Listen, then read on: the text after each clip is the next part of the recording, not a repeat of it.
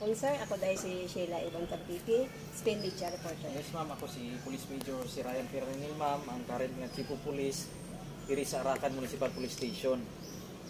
So karon ma'am, sugod sa ato ang election period, then nagkamata hasta karon nga adlaw sa election day, nag-deploy kita ato talong 78 ka PNP personnel. So tanan nga polling center o voting centers diri sa Arakan ato talong 29 ka polling center, deploy kita tagduha ka pulis kada polling center o voting center.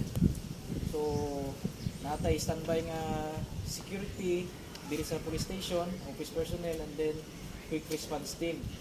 So kani ang tasking namo karon, ginalibot namon tanang polling centers o voting centers diri sa Arakan sa karon nga adlaw sa election day hasta karon nga gabi, hasta buwas. So far ma'am, sa update natin regarding sa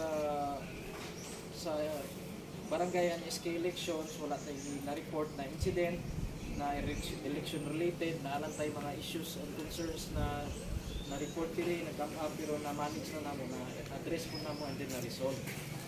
So sa karon gaulat kita sa counting and then sa proclamation sa mga aspiring candidates kung sino ang napili sa mga tao, and then amo po ni secure kung may mga reaction sa iban nga candidates. So amo po namong ginabantayan hasta matapos ni nga eleksyon. Okay, salamat sir sa atong peace and order sir. Murag nindot jud kayo atong dagan sa panahon karon no. Yes, Naa jud ang kalinaw ug ang pagkahiusa sa mga katawhan nga while nagabuto sila karon. Yes ma'am. So nagapasalamat po mi ma'am no sa mga tawo nga nagkuan ug sa mga voters nga niabot sa ato ang mga polling centers na nga ga-cooperate man pud sila para sa hapsay lang pud ang kuan, hapsay ang ato ang proseso. So dagan salamat sa ato ang kuan, sa ato ang counterparts from the EFP pud ma'am nga nagtabang pud sa amo og bantay na naging peaceful gini ang election. So punta magtuloy-tuloy na ni hangtod mahuman ang karon nga adlaw and then ang counting and proclamation. So unta mga wala na may tabo o padayon gyapon ang amuang kuan pag secure sa ano ni mga lugar, mga barangay.